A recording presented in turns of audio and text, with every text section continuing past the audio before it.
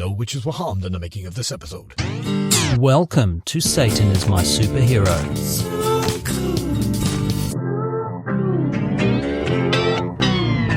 In this episode, we look at how an evil, first-century apocalyptic blood cult that secretly and not so secretly controls much of our lives with its over-represented influence on media and politics is terrified of Disney. It's Disney witches, bitches. Scoodly-doo-up-wah. Hold my hand, sweet listener, as we peep behind the celluloid barrier that separates the cisgendered straight world from the depraved, twisted darkness that is Disney and its celebration of depraved, twisted darkness. Oh, tender listener, we will gaze directly into the eyes of witches intent on drinking the blood of your children, turning them gay, and stealing their souls. It's witches, bitches.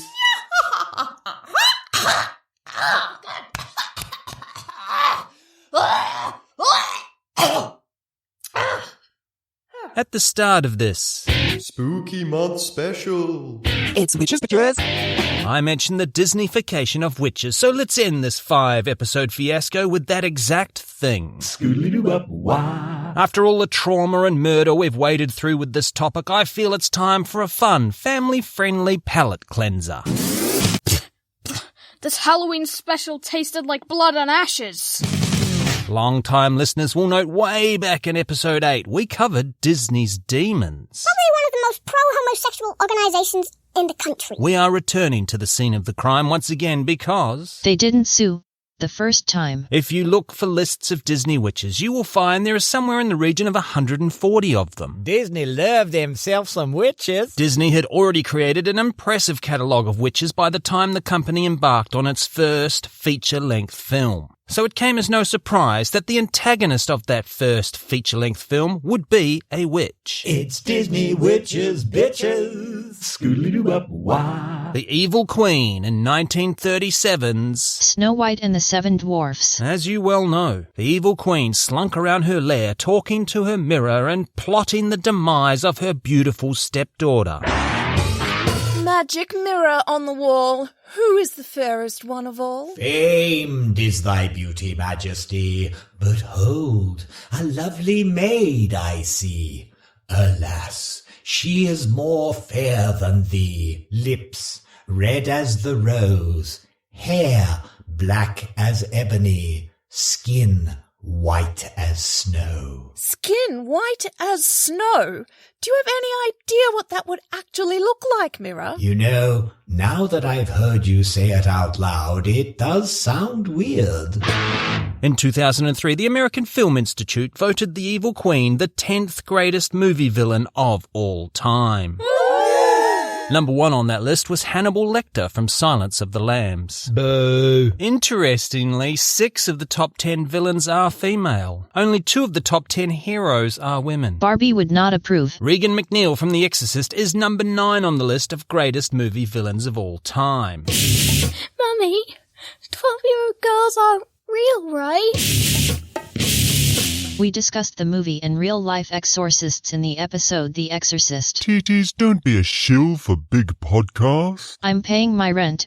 Yo. Of the 6 women on the greatest movie villains of all time list, 2 are witches. As mentioned, the Queen, and in number 4 spot, the Wicked Witch of the West from The Wizard of Oz. I'm melting! I shouldn't have gone to Thailand for these implants. The Evil Queen was voiced by actor Lucille Verne, who had already voiced a Disney witch for the 1932 short Babes in the Woods, where Laverne's witch kidnaps Hansel and Gretel, turning them into a spider and a rat respectively, but is thwarted by some dwarves and ends up being turned into stone. Can someone get these pigeons off me? Spoiler alert! While in the Disney version of Snow White, the Queen meets her end having a mountain crumble under her feet after it's struck by lightning. That's a bit weird. In the Brothers Grimm version, she is forced to wear red-hot iron shoes and dances to her death at her stepdaughter's wedding. That's what you read to me right before bed? What the fuck is wrong with you? There are a lot of Christians out there who have tried to align the Snow White story with the Garden of Eden narrative. There's 7 dwarfs, and there's 7 deadly sins. The sin of being grumpy, there's a sin of being a doctor, and there's a sin of sneezing, and, that's a sin because people say, bless you. Have you ever actually read the Bible? I'm waiting for the movie. In 1989, Disney unleashed one of their most popular witches on the world in the form of Ursula, the sea witch from The Little Mermaid. And once again, more than a few embarrassingly ignorant commenters tried to find similarities between Ariel's journey and the story of Eve. Which would explain why you've never found the Garden of Eden. It's under the sea. In this allegory, Ursula would be the serpent, which fits pretty well. But just like Snow White, the metaphor falls apart immediately. You know what won't fall apart?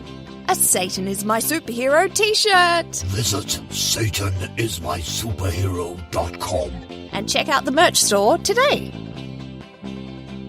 Are we 100% sure that they won't fall apart?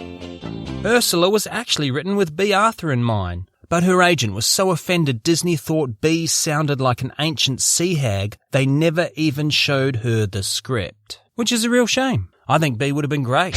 There is only one thing more potent than my black magic. Teenage hormones. Many actors auditioned for Ursula. Rosanne Barr was one of them. I'm not drunk, I'm stupid! Now you may remember Ursula has a song in the movie. We should all be grateful Rosanne did not get the part.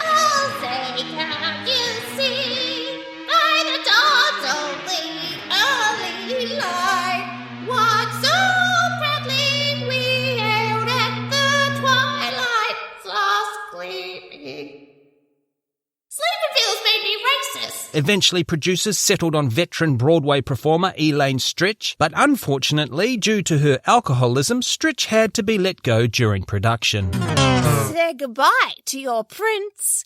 You're mine now, Mermaid. With your with your traffic light red hair and your purple... You think you're so much better than me? You're not better than me?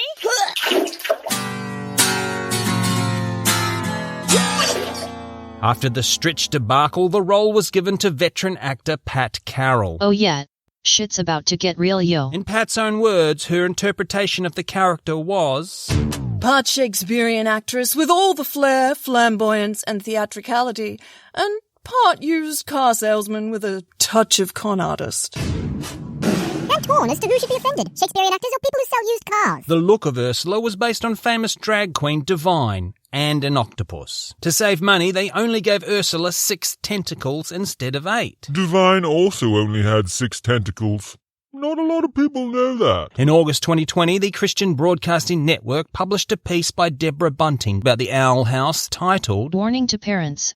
New Disney cartoon teaches kids how to be witches, using a demon to do so. In it, Bunting wrote, The spiritual realm that opposes God is real. Demons are real, and they are out to deceive your children and draw them in to be pawns of the enemy of their souls.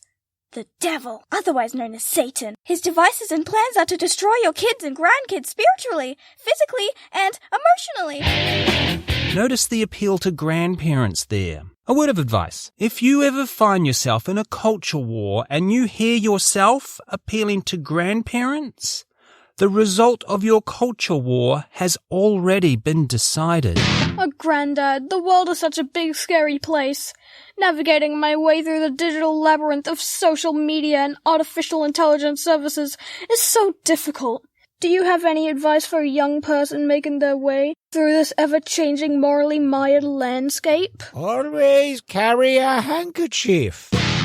Like any good Christian, Bunting will not allow reality to interfere with the narrative and also wrote, One day, Jesus is coming back. Approximately 726,350 days so far without Jesus coming back. Just saying. The signs the Bible tells us to watch for before his return are popping up like crazy right now. No, they are not. Unless you count Donald Trump. Which you won't. But until he comes back, we as his children must stand against evil forces that want to destroy us and our families. Just to be clear, she is still talking about the Owl House, a cartoon made for children by Disney. Welcome to the annual general meeting of the Bulletin of Atomic Scientists, where we will decide how close to midnight the doomsday clock should be set. Do we have any new threats to the existence of the human species on this planet? Disney made a movie about a black mermaid. Oh, the humanity! Think of the children! In that Disney Demons episode, we referenced how the American Family Association's fraudulently named website 1 Million Moms claimed In the Owl House, Disney introduces kids to a world of demons, witches, and sorcery while inundating their young minds with secular worldviews that reflect the current culture. that current culture referred to is our old friend Fear of the Rainbow. This fear was confirmed later that same year when the misleadingly named 1 Million Moms started a petition to get the Owl House cancelled because 1 million moms believe it is important to warn parents that bisexuality has been introduced on the Disney Channel. Our supporters deserve the opportunity to speak out against the series.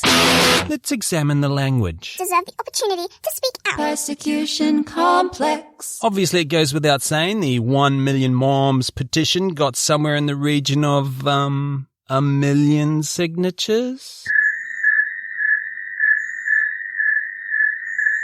In 2022, Texas woman Jamie Gooch went viral in the biggest way possible with a social media post expressing her concerns as a good, honest Christian with the Disney movie Hocus Pocus 2. The Gooch said, A worst case scenario is you unleash hell on your kids and in the home. Satan. I partly agree with the Gooch here. A type of hell is introduced into the home when you allow Disney in. But it's not the children who are tormented. Mum, can you buy me the singing Ariel doll? Please, Mum, please buy me the singing Ariel doll. Get me that doll, Mum. I want a singing mermaid doll.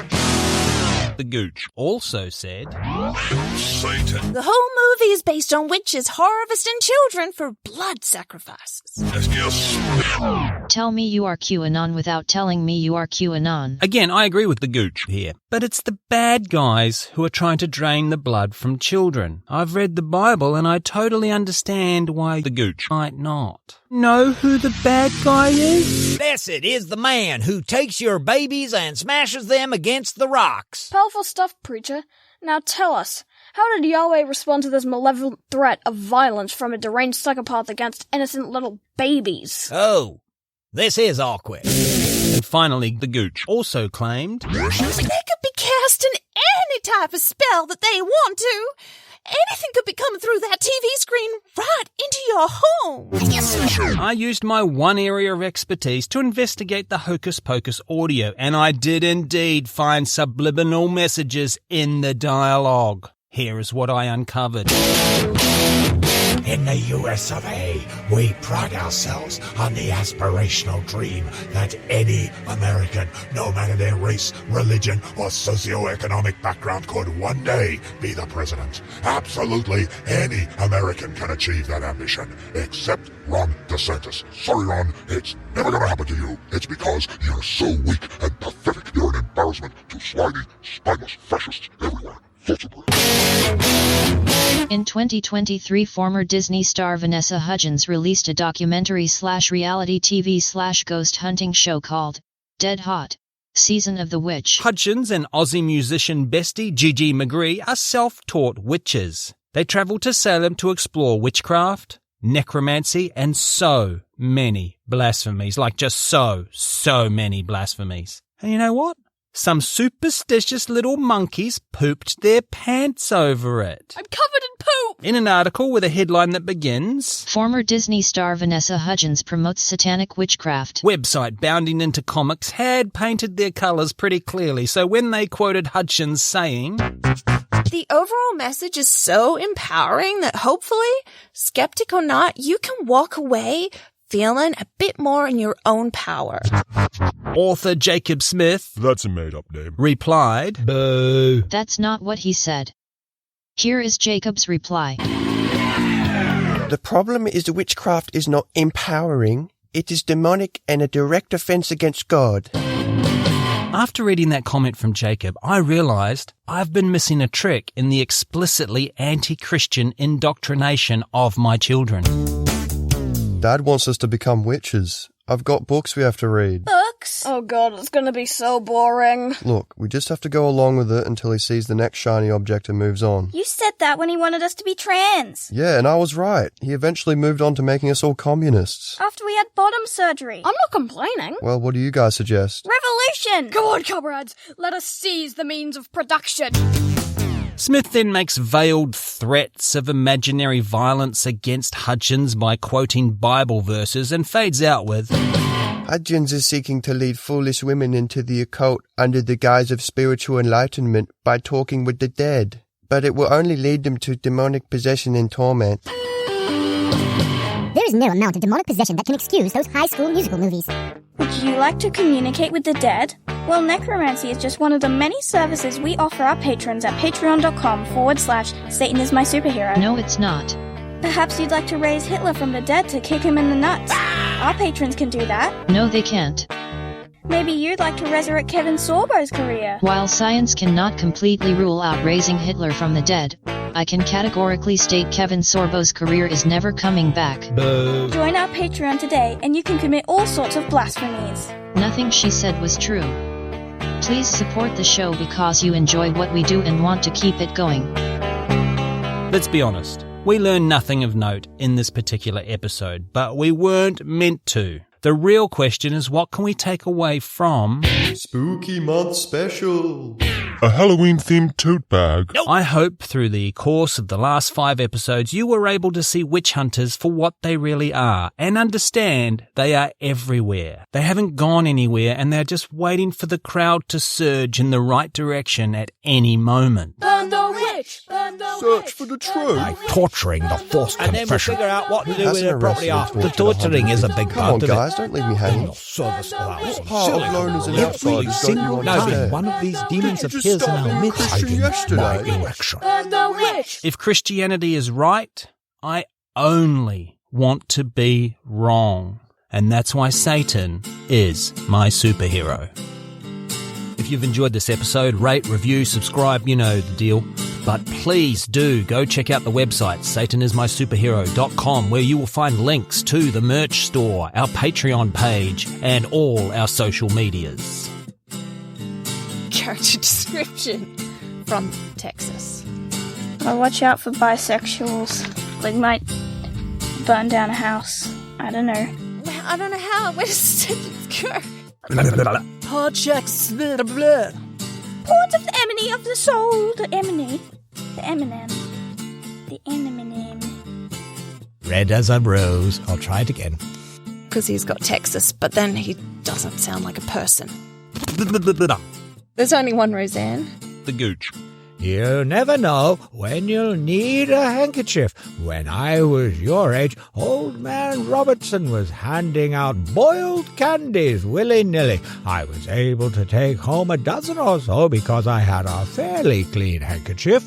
I wrapped them up safe and sound and tied a knot in the top. My mistake was putting the handkerchief bag in my pocket. I sweat a lot, especially while I'm being molested.